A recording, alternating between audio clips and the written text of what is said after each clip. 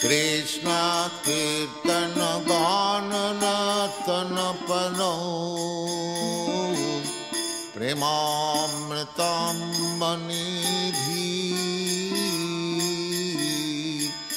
Dhiradhi Om Jnana-timirandasya Jnananjana Salakaya Chaksuranmilitan Yena Tasmai Sri Gurave Namaha Sri Chaitanya-manovistam Stavidam Yena Bhutale Swayam Rupam Kadamaya Dadanti Swapadantikam. First of all, I want to offer my humble obeisances unto the lotus feet of my Diksha and Shiksha Guru, Nitya Lila Pravishna Om Vishnupad Asatara Sata Sri Simad, Srila A.C. Bhaktivedanta Swami Prabhupada. Then I want to offer my most humble obeisances unto the lotus feet of my Shiksha and Sannyas Guru, Nitya Lila Pravishna Om Vishnupad Asatara Sata Sri Simad, Srila Bhaktivedanta Narayan Goswami Maharaj. I want to offer my humble obeisances unto the lotus feet of my Shiksha Gurus, Srila Gaura Govinda Goswami Maharaj and Srila Bhakti Vigyan Bharti Goswami Maharaj. I want to offer my humble obeisances unto the lotus feet of the Sri Rupanuga Guru Varga, Srila Bhakti Pragyan Keshav Goswami Maharaj, Srila Bhakti Siddhanta Saraswati Goswami Thakur, and Srila Bhakti Vinod Thakur. I want to offer my humble obeisances unto Sri Krishna Bhagavan, the speaker of Bhagavad Gita, and unto the lotus feet of Sri Arjuna, the hearer of Bhagavad Gita, and unto Srimad Bhagavad Gita itself. I want to offer my humble obeisances unto the lotus feet of all the great acharyas who did commentaries on Sri Bhagavad Gita, and offer my humble obeisances to all the Vaishnavas and Vaishnavis who are present here today. Dandavat Pranam. So, we're still on the 9th chapter.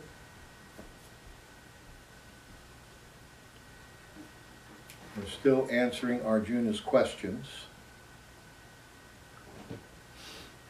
from the 8th chapter. And we're going to now come to the commentary of the next verse. Yesterday we covered the commentary of the verse 930, Apichet Sudaracharo Bhajate Mam Mananya Bhak.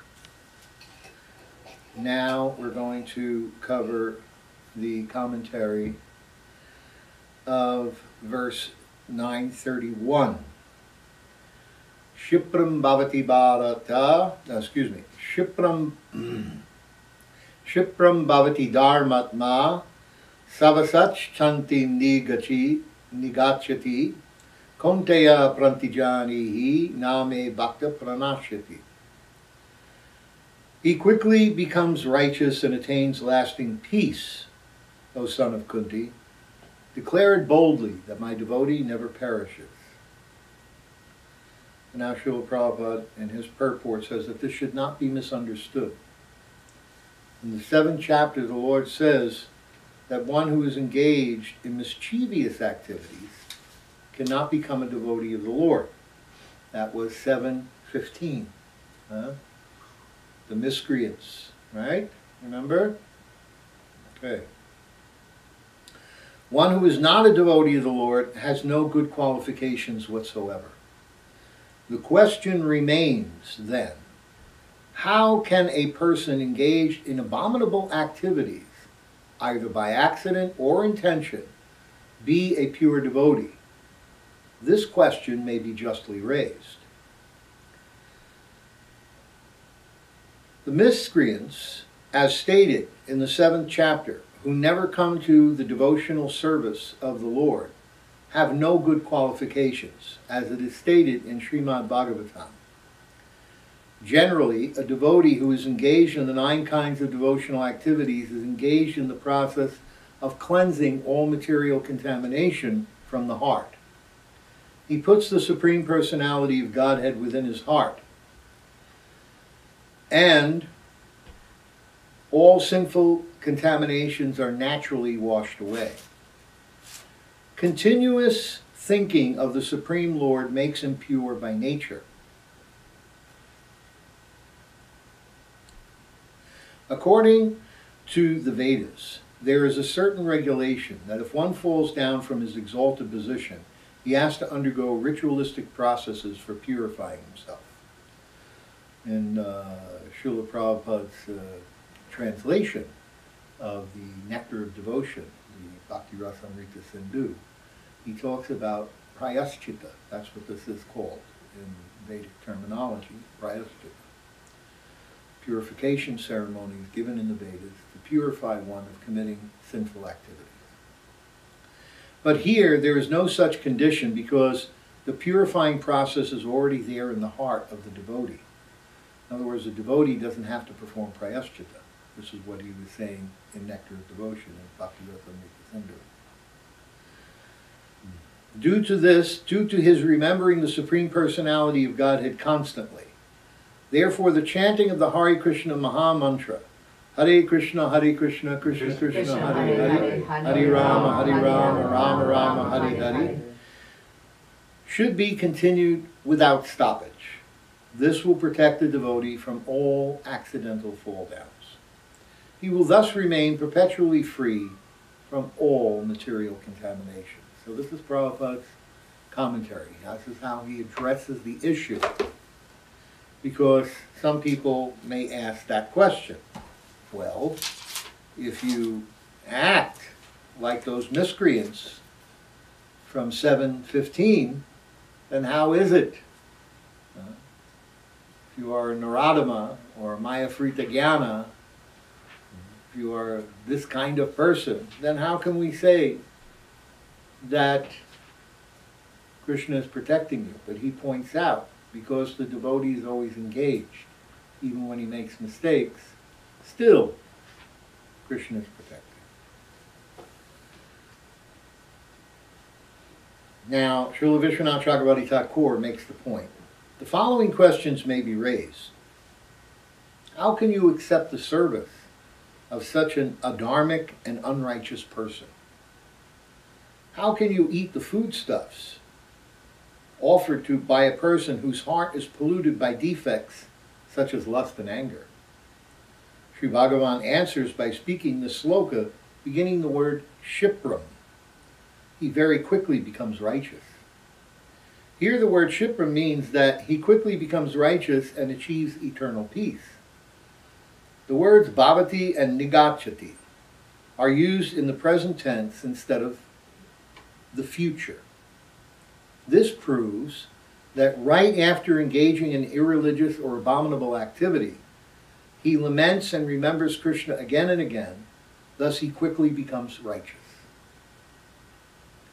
Alas, alas, there is nobody fallen like me who has brought such infamy to bhakti. Fie on me. Repeatedly lamenting in this way, he attains eternal peace. Or, if he eventually becomes dharmic and righteous, irreligiosity and contamination may remain in him in a subtle form. The deadly heat of fever or poison may remain for some time even after taking the best medicine. Similarly, as soon as bhakti enters such a person's mind, his evil conduct ceases. So it may remain in a subtle form for some time. Later, in a higher state, indications of poor behavior such as lust and anger may exist, but they will have no influence. Just as a snake whose poisonous fangs have been removed and whose poison is thus ineffective. This should be understood. Thus his lust and anger are eternally quelled, shantim, in a way that is unparalleled. He should be considered to have a pure heart even while he is still in the condition where he behaves inappropriately. But here, Srila Vishwanath Chakravarti Thakur is making the same point that Prabhupada is making. Because the devotee is engaged in Krishna consciousness, because he is trying to continue to preach the mission of Krishna, chant his holy name, attend the religious services, etc., associate with devotees, engage in service to Vaishnavas, which is even more powerful than serving Krishna. So in this way, both Vishwanath Chakravarti Thakur and Srila Prabhupada are pointing out that because of this, very quickly they get reestablished or put back on track of devotional service, back on the path. And Srila Vishwanath Chakravarti Thakur gives some greater detail about the fact that things like lust and anger may remain in some small way, like a fever, some residual fever after a sickness. However, later on, in a higher state, the indications of poor behavior such as lust and anger, even though they may exist, but they will have no influence. Even if the anartha is not yet removed, it will not have an influence. And this is an important thing to remember.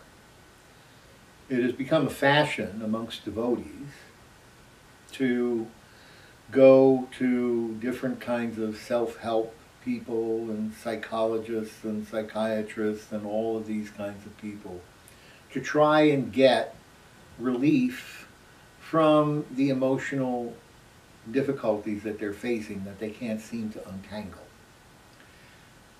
This can have some help. It can give some help. This can give some help. However, you should understand that an anartha like lust or anger or greed cannot be removed by practicing mundane psychology or psychiatry. Those tools are only there to help you regulate it. They can give you tools by which you can manage your anger or manage your lust.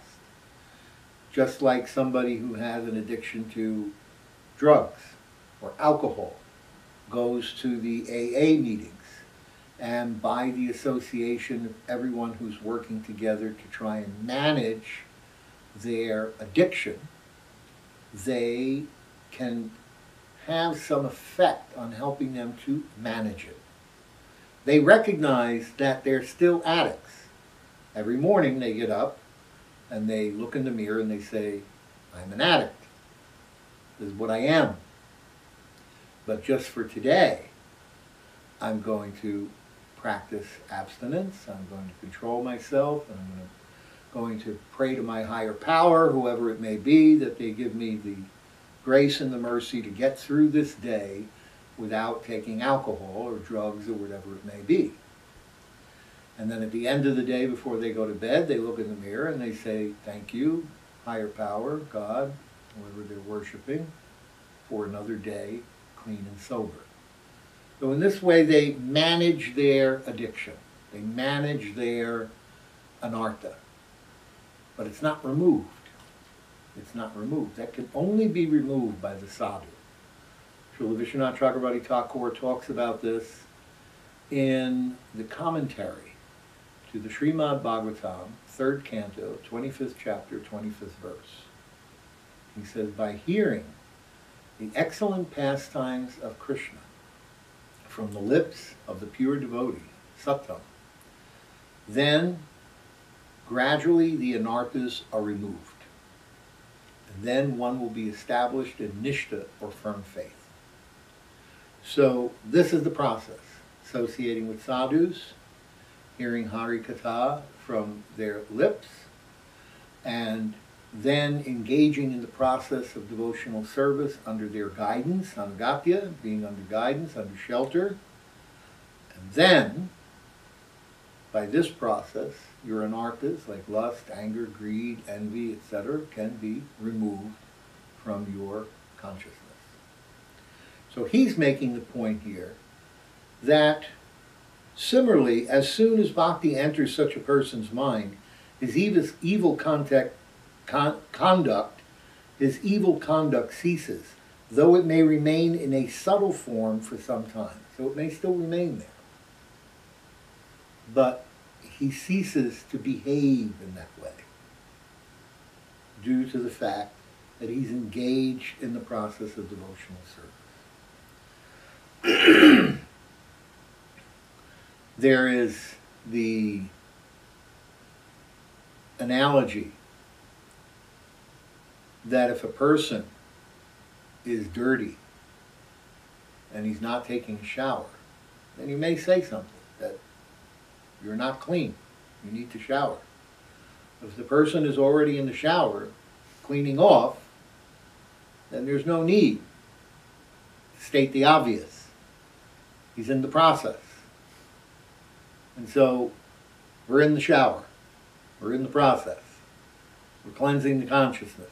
For some it takes more time, for others it takes less time. But the idea is for all of us to help each other, associate with each other, serve each other, and as friends, as a family of Vaishnavas, of devotees, make progress together on the path of bhakti. Now, Srila Vishwanath Chakravarti Thakur quotes Srila Sridhar Swamipad, the original commentator of the Bhagavatam Gita. Srila Sridhar Swami says that if they become religious or righteous, then there is no argument. But what can be said of a bhakta who is unable to give up such bad behavior even until the time of death? And Srila Prabhupada talks about that at the end of his commentary of 930, where he says, no one should take advantage of the verse and commit nonsense and think that he is still a devotee. If he does not improve in his character by devotional service, then it is to be understood that he is not a high devotee. Srila Prabhupada is still saying he's a devotee, not a very high-class devotee, low-grade devotee. So here, Srila Sridhar Swami is saying, or asking the question, Srila Sridhar Swamipad, what happens to a person who cannot give up such bad behavior even until the time of death? In response to this, Bhagavan strongly and angrily says, Kunteya pratijani hi name bhakta pranashati. Even when he dies, he does not fall. Even when he dies, he does not fall. But those who speak harshly against him due to poor logic will not accept this. Thinking like this, Krishna spoke words of encouragement to Arjuna, who was overwhelmed with grief and doubt. Okay, Kunteya, while making a great sound with kettle drums, go to the assembly of those who dispute this, and raising both your arms in the air and being free from any doubt, declare that a bhakta of mine is never destroyed, even if he is poorly behaved. Rather, he becomes successful. In this way, all their illogical words will be destroyed by your eloquence, and they will definitely take shelter of you, accepting you as their guru. This is Sridhar Swamipad in inner dialogue, accessing Krishna within his heart and speaking inner dialogue. Here, the following objection may be raised. Why is Bhagavan asking Arjuna to make this declaration instead of making it himself? As Bhagavan says in Bhagavad Gita 1865, you will surely attain me in truth. I am taking this vow because you are very dear to me. So why does Bhagavan not say, O Kunteya, I declare that my bhakta is never lost? In response, it is said, at that time, Bhagavan pondered, I cannot tolerate even the slightest insult to my bhakta. And therefore, in many instances, I myself sometimes break my own vow. Even though I have to accept insults as a result. In this way, I protect the words of my bhakta, just as I will protect the words of Bhishma in this battle by breaking my own vow. Those who are non-devotees and cynical will laugh at my vow, but the words of Arjuna will be like marks etched in stone. For this reason, Krishna made Arjuna take this vow. Having heard about the Ananya Bhakti of such an ill-behaved person, some will understand this to mean that an Ananya Bhakta is only one who does not have irreligious qualities such as lamentation, delusion, and anger, which all arise from attachment to wife, children, and so forth. But such an explanation by so-called scholars should be rejected. There's a story in Orissa. It's not really part of our Gaudiya Vaishnava tradition. It is a story about there was 5 persons who were followers of Lord Chaitanya from Orissa in Orissa, called the Panchasaka, the 5 friends. One of them was called Jagannath Das. He was the one who had translated Srimad Bhagavatam from Sanskrit into the local vernacular Oriya. He was to Orissa what Tulsidas was to the rest of India by translating Ramayana into Hindi. Because previously, if you wanted to hear Ramayana or understand it, you had to go to the temple and hear it from the Brahmins who knew Sanskrit, were educated in Sanskrit, and because most people weren't educated in the Sanskrit language, they didn't know it, they couldn't speak it, they couldn't read it, so they had to go to the Brahmins and hear the Brahmins recite it. Hence the Brahmins had control of the knowledge based on their education. So Tulsidas made it available to everyone by translating the Ramayana into Hindi. And Jagannath Das was the hero of Orissa who made the Srimad Bhagavatam from Sanskrit. He translated it into Oriya.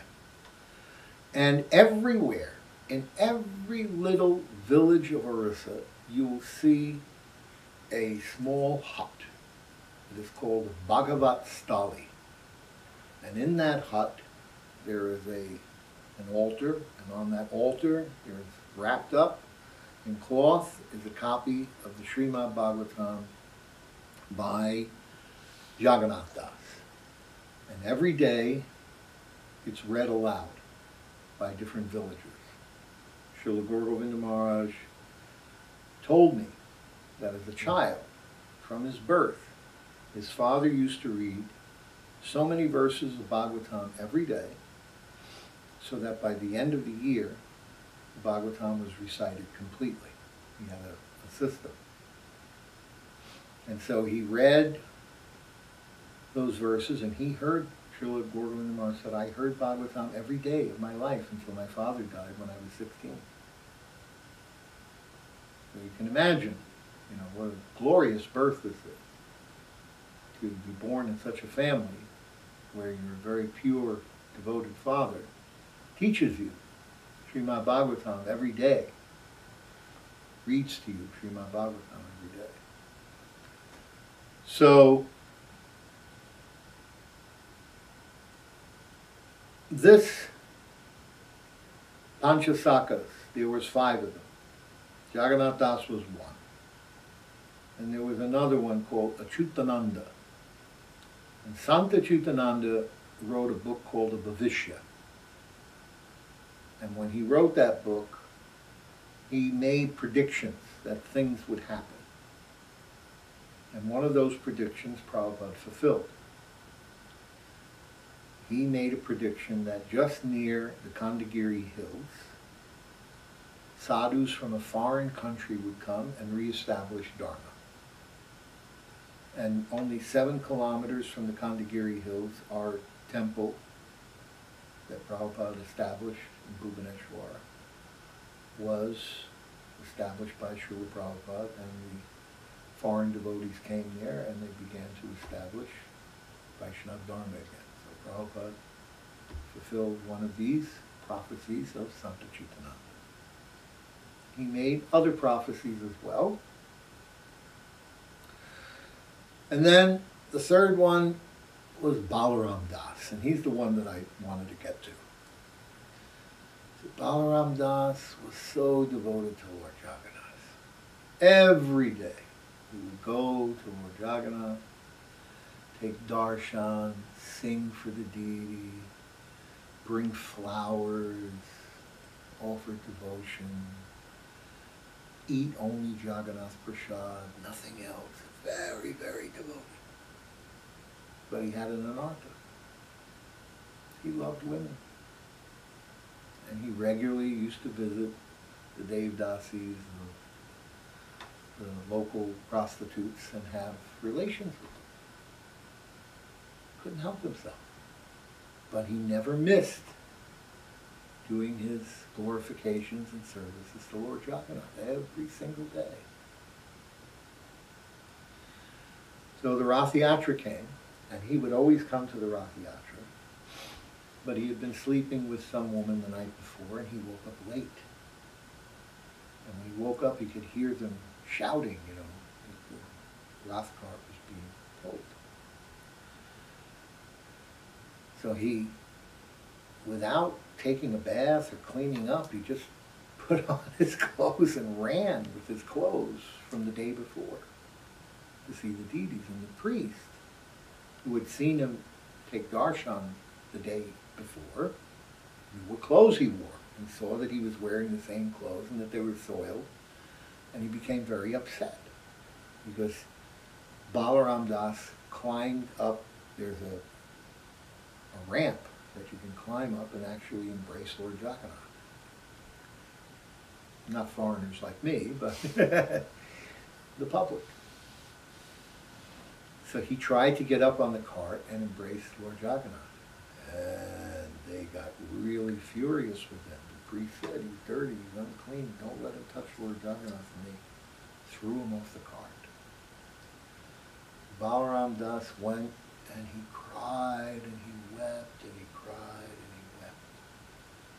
And he went back to his room where he lived. Little did he know that for 3 days he was crying. That cart didn't move. The cart sat there. They tried bringing elephants, they tried doing everything. The cart would not move. Finally, Jagannath talked to either the head priest or the king and said, they've thrown my devotee Balaram Das off the cart. Until Balaram Das comes and embraces me, I will not move. And then Balaram Das came. They went and got him. You have to come, you have to come. And he came, and he got up on the cart, and he embraced Lord Jagannath, and then the Rath Yatra continued. But this would be an example of someone that he's talking about here. Having heard about the Ananya Bhakti of such an ill-behaved person, some will understand this to mean that an Ananya Bhakta is only one who does not have irreligious qualities, such as lamentation, delusion, anger, and so on, which all arise from attachment to wife, children, and so forth. But such an explanation by so-called scholars should be rejected. Now, we're going to hear what Srila Gurudev has to say. And he's going to make many quotes from Srimad Bhagavatam. I think he will also say something from Srila Bhaktivinoda Thakur. We'll see. Sadhakas of Ananya Bhakti have a natural distaste for improper or evil behavior, and always will have. Yet, if by accident the Ananya Bhakta is poorly behaved, due to the will of providence, then that tendency is only The inconceivable influence of Ananya Bhakti is not lost by it. The tendency to misbehave is quickly removed by the inconceivable influence of Ananya Bhakti, situated in the heart of such persons, become free from piety and sin and attain supreme peace born of bhakti. Ananya Bhaktas are never lost. In the present sloka, Krishna, who is very affectionate to his bhaktas, is making his dearmost friend Arjuna take this oath. This statement is also in the Nrsimha Purana, and this is quoted by Srila Baladeva Jabushan in his commentary on the previous verse, 930. We read about that yesterday. Now Gurudev is quoting it here. Bhagavati cha harau ananya cheta vrishamalino pi virajate manushaya nahi shashakala chavi kadachit tamira param bhavatam upaiti chandra. Those bhaktas whose thoughts are exclusively absorbed in Sri Hari are always situated in their own glory. Even if externally they are seen to engage in abominable behavior, this is because of the influence of bhakti situated within their hearts. Those bhaktas whose thoughts are exclusively absorbed in Sri Hari are always situated in their own glory, even if externally they are seen to engage in abominable behavior. Why? This is because of the influence of bhakti situated within their hearts. This is likened to the full moon that has dark spots on it, even though it is never covered by darkness. And we were reading this yesterday, even Srila Sridhar Maharaj quotes this, about how it looks like a rabbit. Sri Bhagavan has also said in Srimad Bhagavatam, 11th canto, 14th chapter, 18th verse, Bhadyamano pi madbhakto vishayer ajitendriya praya pragalbaya bhaktya vishayer nabi bhuyate. My dear Uddhava, if my bhakta has not fully conquered his senses, he may be afflicted by material desires. But because of his unflinching bhajan to me, he will not be defeated by sense gratification.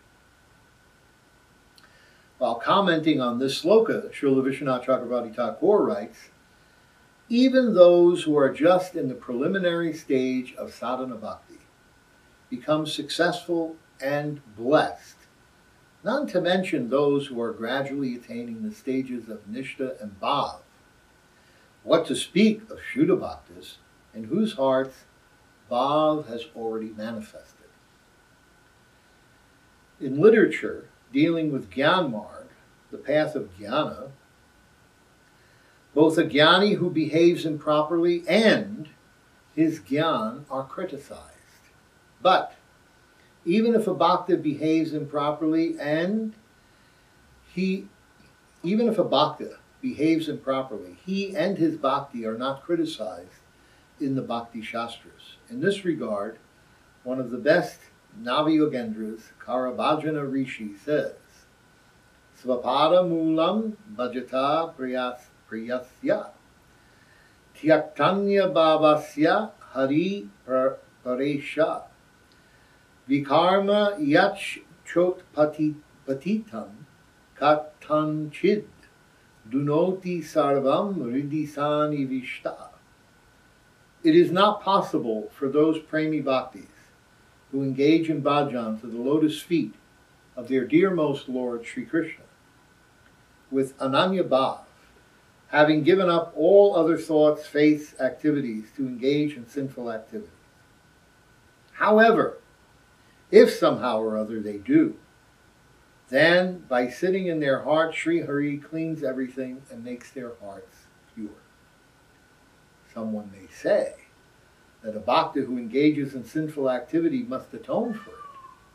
But Srimad Bhagavatam states in the 11th canto, 20th chapter, 25th verse, Yadi kuryat pramadena yogi karma vigarhitam yogenaiva dahed amho nanyat tatra kadachana. A bhakti yogi never engages in an abominable act, but if at some time he commits an offense inadvertently, then he should destroy the sin by the process of bhakti yoga only. He should not take to other difficult atonements such as Chandrayana. The same conclusion is also given in Sri Bhakti Rasamrita Sindhu. But Chandrayana is a very complicated yagya.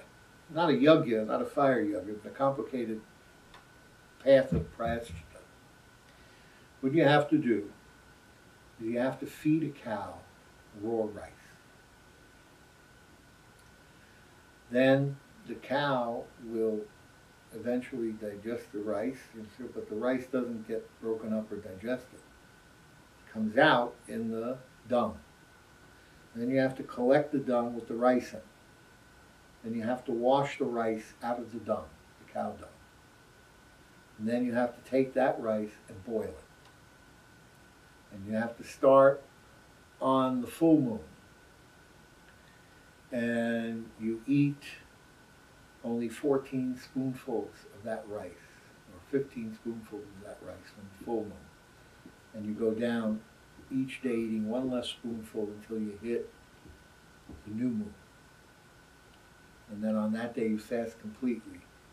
And then you start the next day with 1, 2, 3, 4, until you get up to 14 or 15 teaspoons of food. In this way, this is called Chandrayana Yagya. Very difficult to do, very hard to perform such purificatory ceremony, but it is being stated here that this is not necessary, and the evidence is given from Bhakti Rasamrita Sindhu, which I said earlier, Srila Prabhupada speaks about in his Nectar of Devotion book. Nisidha charato daivat prayaschitam tunochitam iti Vaishnava shastranam rahasyam tad vidam matam. So this word I gave before, prayaschita, is being quoted here in this verse. If by the will of fate a sadhaka engages in some forbidden activity, then it is not proper for him to atone for it separately, because the influence of bhakti performs the function of atonement. Separate atonement is not necessary. This is the secret of the Vaishnava literature. Vaishnava Shastranam, iti Vaishnava Shastranam. Prayaschita, atonement, not necessary, separate atonement. Somebody may raise the following objection.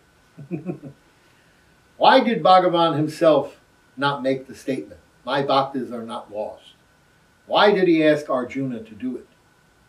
The answer is that Bhaktavatsal Sri Krishna protects the words of his bhaktas even at the expense of breaking his own word. An example of this took place in the Battle of Kurukshetra, where he protected the vow of Bhishma by breaking his own vow.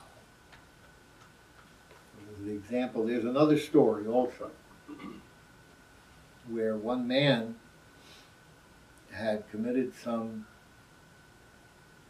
offense, and Ram, as the king, was going to kill him.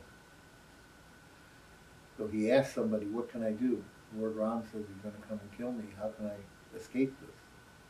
He said, you have to ask Hanuman to give you shelter. So he goes and he grabs the feet of Hanuman. And Hanuman says, what is it you want? Why are you grabbing my feet? He said, I need your mercy. Ram is going to come and kill me. I need you to protect me. I know that he won't go against you because you're his devotee. So Hanuman said, okay, I vow to give you protection. So because Hanuman vowed to protect this man, then Ram wouldn't kill him. Because Krishna always is partial to the vows of his devotees. He may break his own vow, but not the vow of his devotee.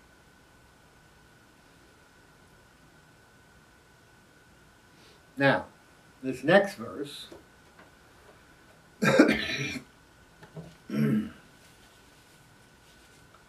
became an object of great controversy. Srila Prabhupada wrote this verse. He translated it. And this is one place that I wish they would have put in the edit. They didn't put in the edit. Mam hi partha vyapashritya yepi syu papayonaya striyo vaishas tata sudras tepi yanti param gatim.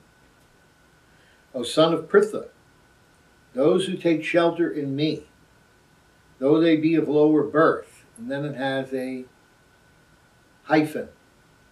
You see it? It has the dash.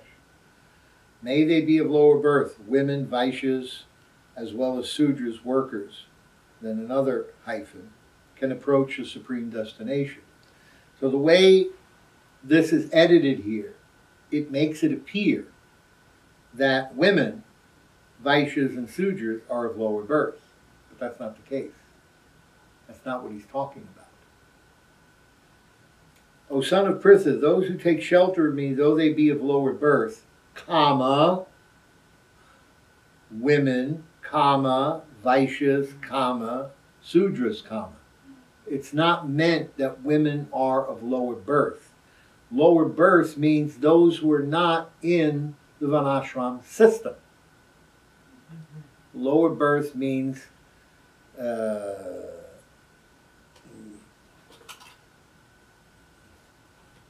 forget how the beginning. Kirata Hunandra Palinda Pulkasa. These are the different Malechas and Yavanas. The names of the different Malecha and Yavana people. Kirata Hunandra Palinda Pulkasa. This is in Srimad Bhagavatam. These people are all from the lower grade of human beings. They are not considered to be in the Varnashram system. But women are in the Varnashram system. Vaishyas and Sudras are in the Varnashram system. They're part of the four Varnas and ashram.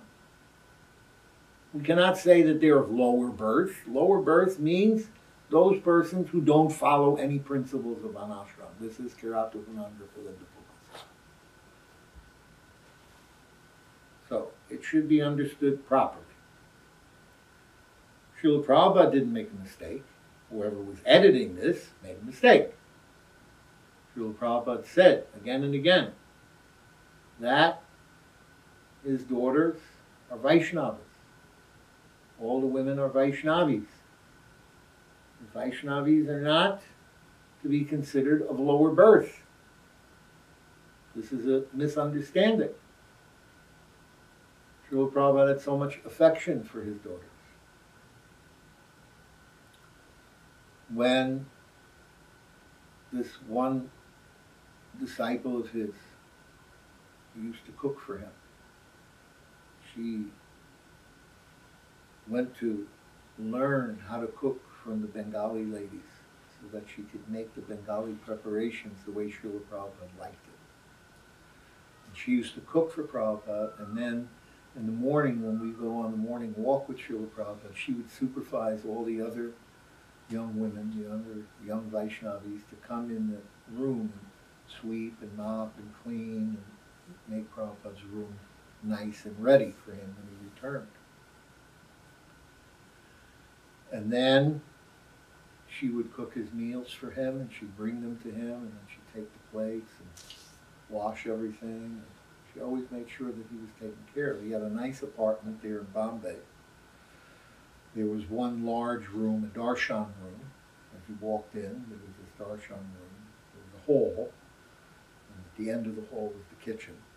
And then there was a door, and you went inside, and there was a darshan room. And then there was another hall, and you went down that hall, and there was a bedroom, 2 bedrooms, and a bathroom in the back, where Srila Prabhupada and his servants lived. So Srila Prabhupada was very appreciative of all of her service. And she had to go back to America because one of her relatives died and there was some will and there was some money or something. It was a little complicated. So she had to go back to America. So I was on the morning walk, and Bhagavan, who was the GVC at the time, my godbrother, he informed Srila Prabhupada that she was going to have to go to America, and that Srila Prabhupada would have to get another person to come and cook and clean for her.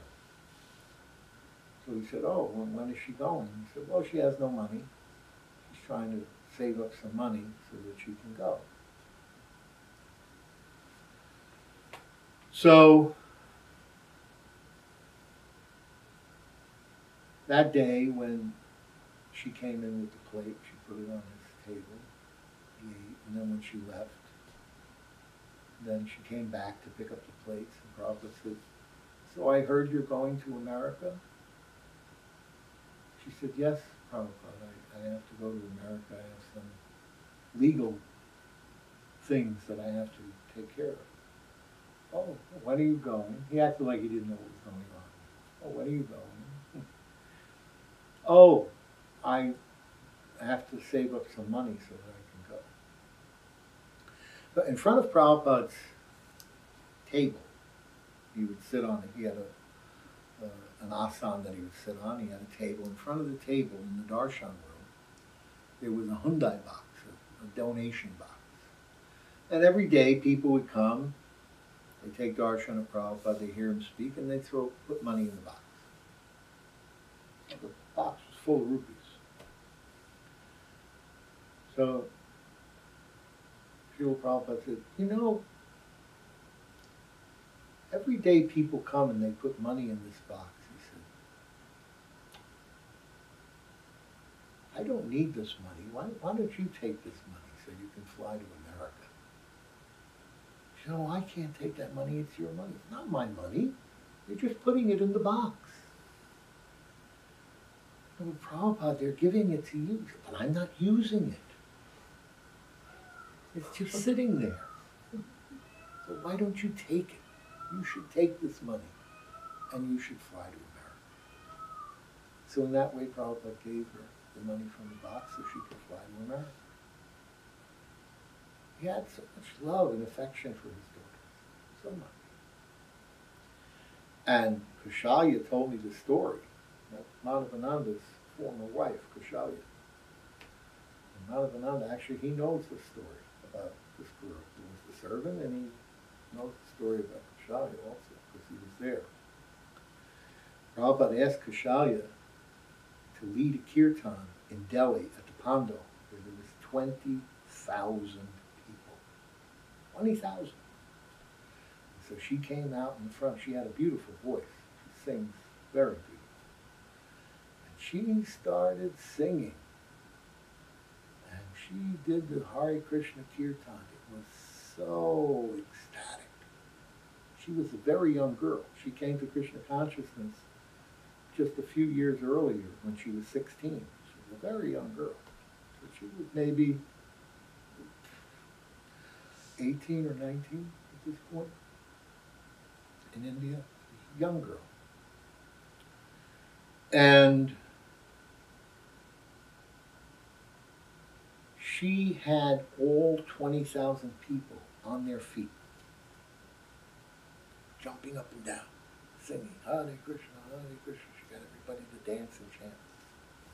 Prabhupada was so happy. So he called her over and she kneeled before him. He took her head, he put it on his lap, and he started petting her. He said, very good, very good. So much love he had for his daughter. when there was a big dispute one time amongst GBC members that they tried to make all of the women and the grihastas leave the temple. They wanted only brahmacharis to be in the temple, like Gaudiya Math. The Prabhupada didn't want that. He didn't like that idea. He sent his grihasta devotees to go and open temples and maintain them because he knew that they would stay fixed and take care of the place and develop it. And that was his plan. And they kept trying to turn everything into brahmachari ashrams, a few of these sannyasi GBCs, and Prabhupada didn't like it. So they had made some resolutions that all the women would have to leave, and all the grihastas would have to leave, and only the brahmacharis could live there, and the others would have to go out and get jobs. The Prabhupada said, okay, I'll look at the resolutions, I'll see if I'm going to sign them. I have to think about it. So for a few days, nobody knew what Prabhupada was thinking. So then there was this morning walk, and I was on the morning walk, and we're walking down the path to, he would walk from the Lotus building down to the main gate, and then he'd walk back again. So one of my godbrothers, Pancha Dravida Swami, who's now Janardhan Maharaj, he took sannyas from Prabhupada, but he took the name Janardhan Maharaj from Srila Sridhar Maharaj because he accepted him as a Shiksha Guru. So when he was on the walk, he didn't agree with the other sannyasis. He felt that we should be more of a family. He didn't like the idea that they were promoting. So he wanted to play devil's advocate. So he's walking with Prabhupada on the path. I'm behind him. And he's talking to Srila Prabhupada. He's saying, he had this gruff voice, you know, sort of like a gravelly voice. Prabhupada, the story of Shakshi Gopal in Chaitanya Charitamrita, yes. The Brahmin there, he was speaking with the deity, yes. So if he's speaking with the deity and the deity is speaking to him, that means he was a pure devotee? Yes, he's a pure devotee. If he's speaking with Krishna, then that means he's a pure devotee. So Prabhupada, if he was a pure devotee, why did he want to marry the daughter of the elder Brahmin? Why did he want to get married? Prabhupada said, it's natural. A boy and a girl get married, and they make a family. It's natural. But Prabhupada, he was like, really? Why would they get married if he's a pure devotee? Then he wouldn't want the strife of being married. No, it's natural. A boy and girl get married, they make little Vaishnavas, they make little devotees. This is natural. But Prabhupada, why? And Prabhupada turned to him and he looked him right in the eye. He said, you are complaining because you want to get married.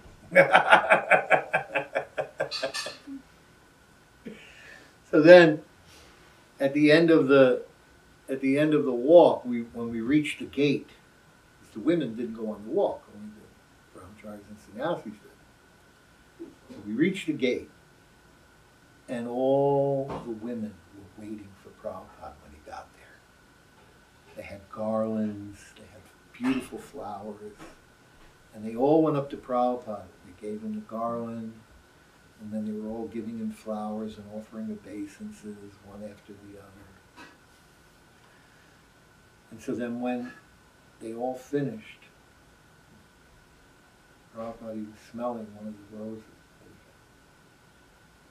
And then he turned and he looked at all the sannyasis and brahmacharis and he said, just see, all they want to do is serve Krishna.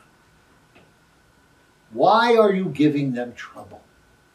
Why don't you leave them alone? Let them serve.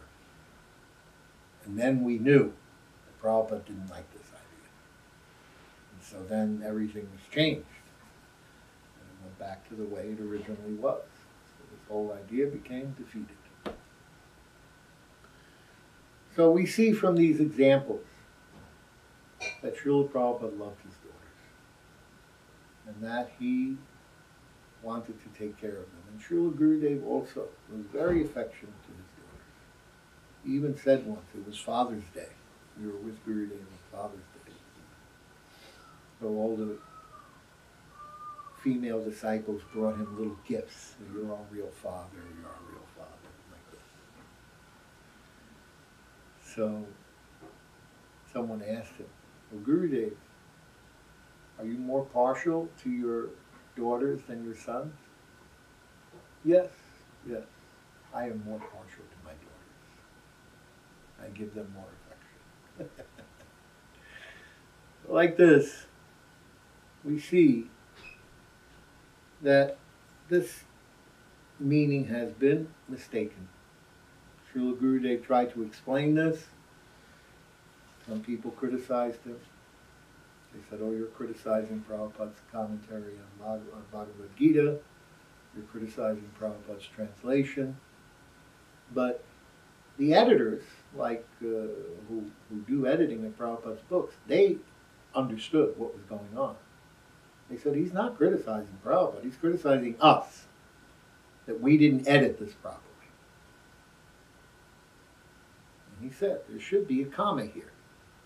Though they may be of lower birth, Kiratuhunandra Palinda Bhupasa, those persons who are Malechas and Yavanas, comma, or women, or comma, Vaishnavas, or comma, as well as Sudras, they can approach the supreme destination. And we see in Gurudev's Gita, Srila Narayana Maharaj's commentary, it is written like this. O Partha, by taking shelter of me, even the lowborn, as well as women, merchants, Sudras, or whoever, are certain to attain the supreme destination. And this is the way it should have been edited, the way it should have been explained. Because it's not fair to say that those persons who are in the Varnashram, women, Vaishyas, and Sudras, are lowborn. They're not lowborn. They're part of Varnashram. So, Srila Prabhupada talks about it in his purport, talks about things in his purport, explaining this verse. It is clearly declared by the Supreme Lord that in devotional service there is no distinction between the lower or higher classes of people. In fact, this was the arrangement of Lord Chaitanya for this age of Kali Yuga, based on the requests of Lord Nityananda, Sri Advaita, and the incarnation of Prahlad Maharaj. What was his name? I can't remember. Vasudev Datta. These three. They made requests. Nityananda requested Chaitanya Mahaprabhu that I want that in this Kali Yuga you should give your mercy to all the Jagais and Madhais. All of them should get your mercy. And then Advaita, he asked, I want that this Prem Nam Sankirtan that you are giving should be given everywhere, and that you should give this Prem even to the Malechas and the Yavanas. Mahaprabhu said, okay. And then Vasudev Dutt prayed that all the people in the universe are suffering. I want you to give the reactions, their karma, to me. I'll suffer for everyone else, and you liberate all of them. And then Mahaprabhu told, you don't have to stay here and suffer for everyone. But still, because you asked, I'll liberate everyone anyway. So all of these people in the world today, we're all being benedicted by the mercy of Sri Chaitanya Mahaprabhu, based on the benedictions that Mahaprabhu gave to Lord Nityananda, Advaita, and Vasudeva Datta, who requested specifically that he should distribute this praying, Uno Ujvalas Raja Swabhakti Sriya, to everyone, even Mlechas, Yavanas, Jagais, Madais, all, the whole universe. Nobody should be excluded.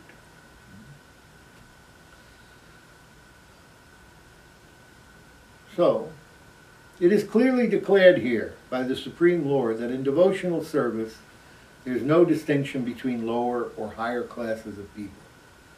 In the material conception of life, there are such divisions, but for persons engaged in transcendental devotional service to the Lord, there are not.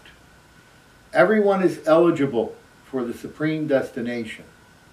In the Srimad Bhagavatam, it is stated that even the lowest, who are called chandalas, dog-eaters, can be elevated by association with a pure devotee. Therefore, devotional service and guidance of a pure devotee are so strong that there is no discrimination between the lower and higher classes of men. Anyone can take to it. The most simple man, taking shelter of the pure devotee, can be purified by proper guidance. According to the different modes of material nature, men are classified in the mode of goodness, Brahmins, the mode of passion, Kshatriyas or administrators, the mixed modes of passion and ignorance, Vaishyas, and the mode of ignorance, Sudras. Those lower than them are called chandalas. Prabhupada is saying it right here in the purport. And they are born in sinful families. Generally, those who are born in sinful families are not accepted by the higher classes. But the process of devotional service and the pure devotee of the Supreme God are so strong that all the lower classes can attain the highest perfection of life. This is possible only when one takes shelter of Krishna. One has to take shelter completely of Krishna. Then one can become much greater than great jnanis and great yogis. And here, Prabhupada himself is saying, the chandalas are the lower classes, not the Vaishyas, not the Sudras, not the women, but the chandalas. Kirata Punandra Pulinda Pukasa. We should understand this verse properly. We should understand very clearly what is being expressed. Now we read what is being told by Srila Vishwanath Chakrabarti Thakur. First, he's doing inner dialogue. Krishna speaking. In this way, bhakti to me, Krishna, does not consider the incidental discrepancies of a person who behaves improperly due to karma. What is the wonder in this? My bhakti does not consider the natural inherent defects of those who are badly behaved because of their caste. Now, he says, Antyajya malechas, etc., are called papayonaya, those of sinful birth, as is stated in the Srimad Bhagavatam 2:4-18.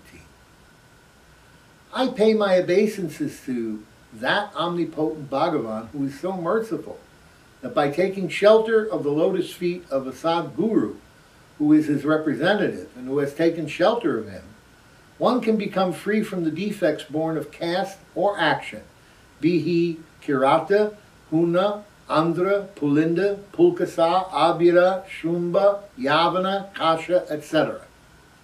All of these are miscreants because of their caste and sinful due to their actions. Moreover, Srimad Bhagavatam says, any person whose tongue has chanted your name even once is most worshipable, even though he may be born in a Chandala family. So this verse, I think,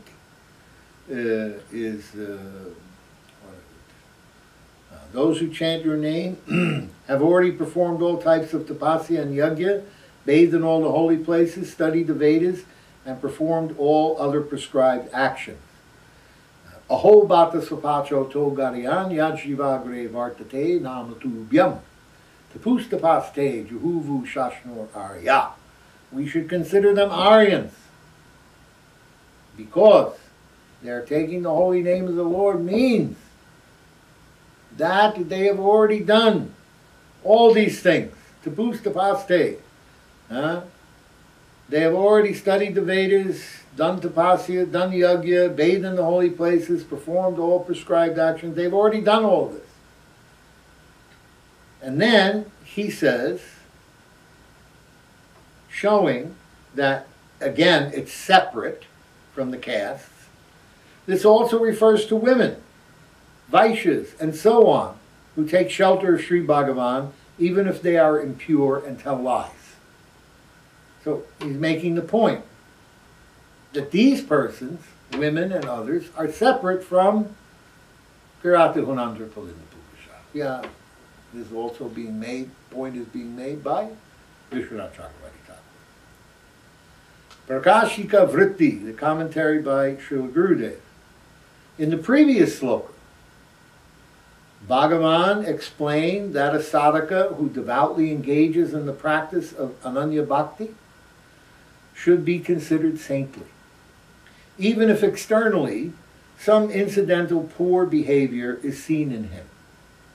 Now, in the present sloka, Bhagavan is explaining that those who take shelter of him by engaging in Ananya Bhakti, even if born in sinful Chandala or Mleccha families, in low-class Sudra families, or even women such as prostitutes who are naturally engaged in illicit activities, all very quickly attain the supreme destination by the influence of bhakti to Sri Krishna, which is rare even for yogis.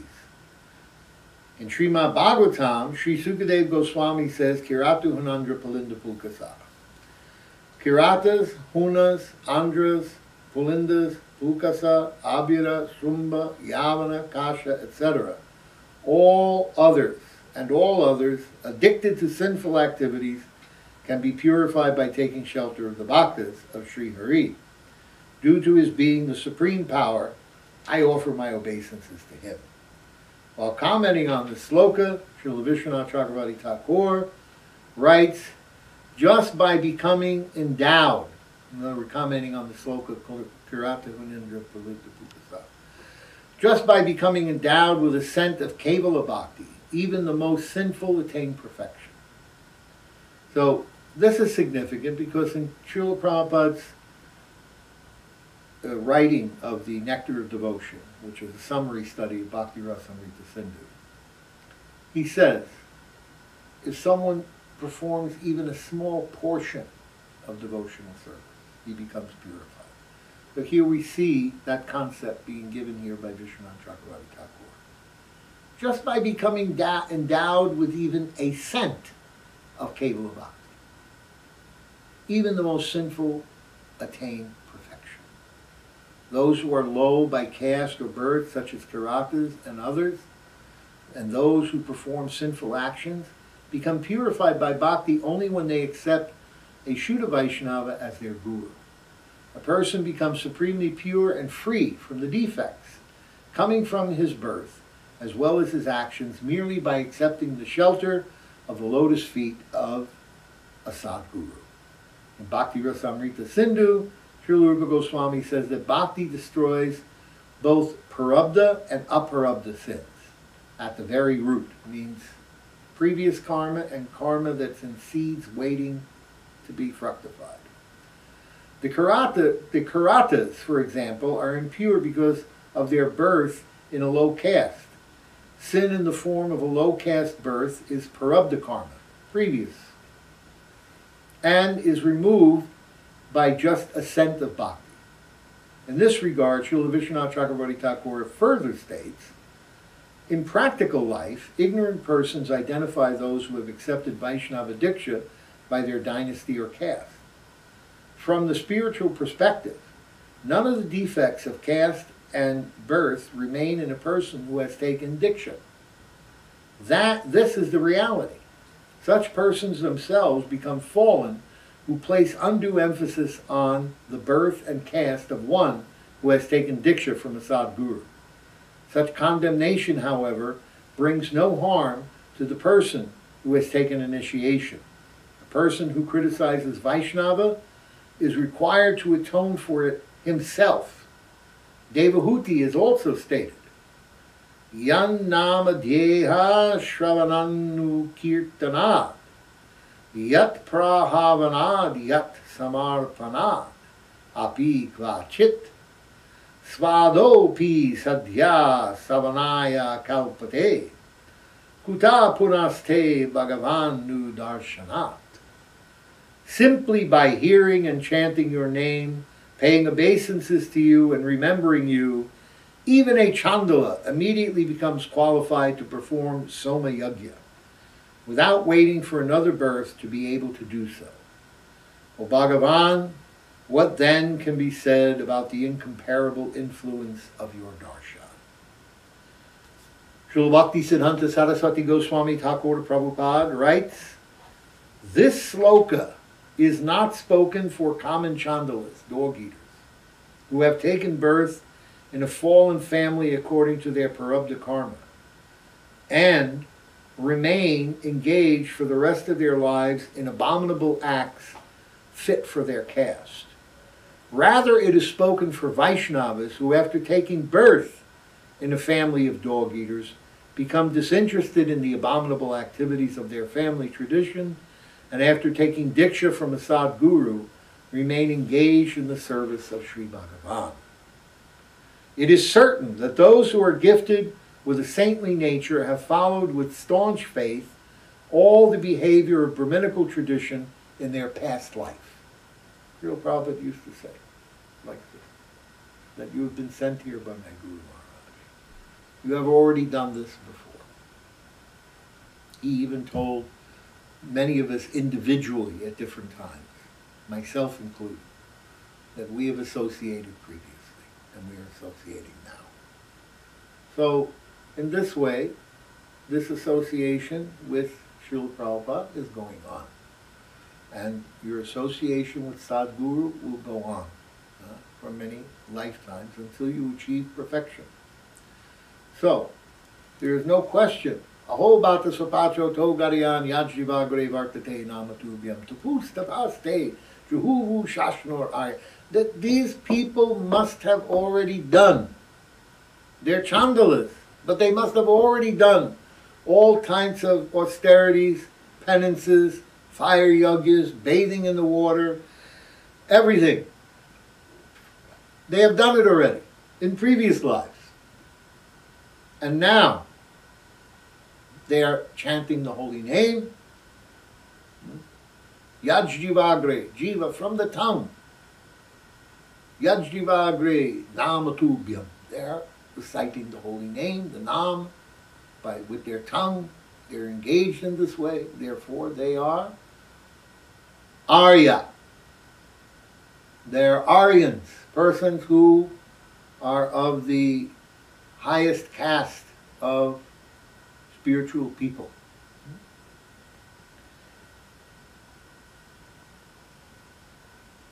In their previous birth, these people have completed austerities and sacrifices, taken bath in holy places, studied the Vedas, and so forth. They have just acted out of taking birth in an Asuric family to bewilder the foolish and teach the ideal among the Vedic Pandits. Bhagavan has also said in Itihasa Samuchaya, Na me bhaktas chaturvedi, mad bhakta swapacha priya, tasmai geyam tato grayam, sa cha pujo yata yaham. It is not that a Brahmin who knows all the four Vedas will necessarily be my bhakta.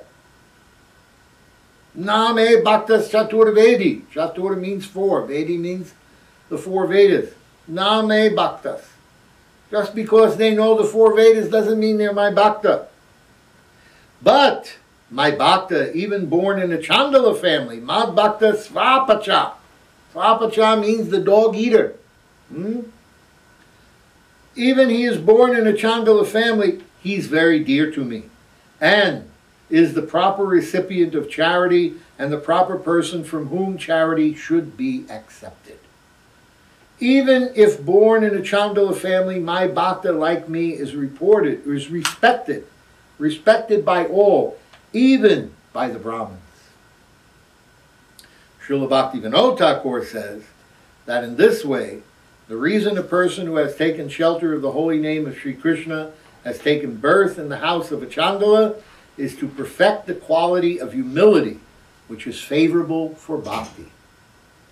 From this sloka, we can also understand more about the deliverance of the hunter by the mercy of Narada Muni, of Jagai and Madai by the mercy of Sri Gaura Nityananda, and of the prostitute by the mercy of Thakur Haridas.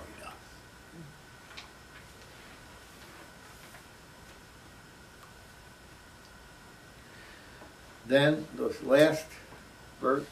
Kim punar brahmana punya bhakta raja shrayas tata anityam asukam lokam imam prapya bhajasva mam. How much greater then are the Brahmins, the righteous, the devotees and saintly kings who in this temporary miserable world engage in loving service to me. In this material world, there are classifications of people, but after all, this world is not a happy place for anyone. It is clearly stated here, anityam, asukam, lokam. This world is temporary and full of misery. Sukha means happiness, and nitya means eternal. So anitya, asukam, not eternal, temporary, a temporary place. Asukam, full of misery, no happiness. Lokam, this place, this loka. This world is temporary and full of misery, not habitable for any sane gentleman. This world is declared by the Supreme Personality of Godhead to be temporary and full of miseries. Some of the philosophers, especially the minor philosophers, say that this world is false. But we can understand from Bhagavad Gita that the world is not false, it is real, but only temporary. There is a difference between temporary and false. This world is temporary, but there is another world which is eternal. This world is miserable, but there is another world which is eternal and blissful. Arjuna was born in a saintly royal family. To him also the Lord says, take to my devotional service and come quickly back to Godhead, back to home. No one should remain in this temporary material world, full as it is with miseries. Everyone should attach himself to the bosom of the Supreme Personality of Godhead so that he can be eternally happy. The devotional service of the Supreme Lord is the only process by which all problems of all classes of men can be solved. Everyone should therefore take to Krishna consciousness.